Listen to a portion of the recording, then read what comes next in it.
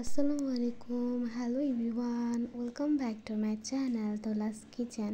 আজকে আমি বানাবো ক্রিসপি চিকেন পপকর্ন। তার জন্য এখানে আমি মুরগির বুকের মাংস নিয়েছি, হাড়ের মাংস নিয়েছি, আমি মিডিয়াম সাইজ করে নিয়েছি।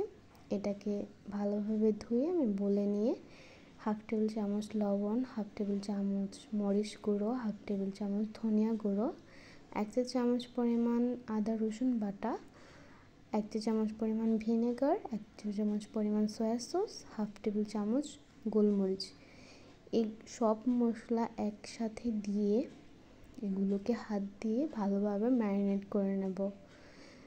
এরকমভাবে ম্যারিনেট করতে হবে যাতে সুন্দরভাবে প্রতিটা মাংসের গায়ে ভালোভাবে মশলা ঢোকে। হাতের সাহায্যে আমি ভালোভাবে এটাকে ম্যারিনেট করে 30 মিনিটের জন্য সাইডে রেখে দেবো। আপনারা চাইলে আরও বেশিও রাখতে পারেন। অপর পাশে আমি শুকনো উপকরণগুলো নিয়ে নিচ্ছি। 1 কাপ পরিমাণ ময়দা, 1 চা চামচ পরিমাণ কর্নফ্লাওয়ার, হাফ টেবিল চামচ পরিমাণ কালো গোলমরিচ, হাফ টেবিল চামচ পরিমাণ লবণ। এগুলো একসাথে এখন মিক্স করব। আপনারা চাইলে এখানে মরিচ গুঁড়ো ইউজ করতে পারেন, বাট আমি চিকেনে মরিচ দিয়েছি তাই মরিচ দিচ্ছি না এখানে। এরপর আমি অল্প অল্প করে পানি ময়দার মধ্যে দিয়ে দিচ্ছি। এভাবে চামচের সাহায্যে নেড়ে নেব। কিছুক্ষণ পর দেখবেন ময়দার মধ্যে সুন্দর ক্রাম্পস তৈরি হয়েছে, ছোট ছোট। আপনারা চাইলে হাতে সাহায্য করতে পারেন। অল্প অল্প পানি দিয়ে ময়দাটা নাড়াচাড়া করলে ছোট ছোট ক্রাম্পস তৈরি হবে।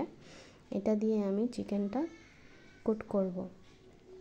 এরপর আমি একে একে সবগুলো চিকেন এই ময়দার ক্রাম্পসের সাথে কোট করে নেব।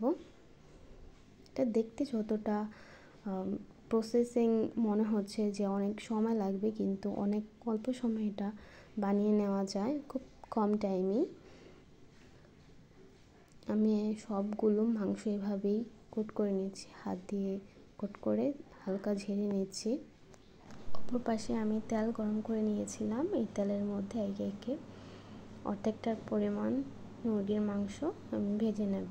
যখন আমি মুরগিগুলো দিচ্ছি, আমি চুলার ফ্লেম হাই রেখেছি। মুরগিগুলো দেওয়ার পর আমি এটাকে লো করে দেব, না হলে উপরটা একদম পুড়ে যাবে, ভিতরটা কুক হবে না, সিদ্ধ হবে না মাংসগুলো।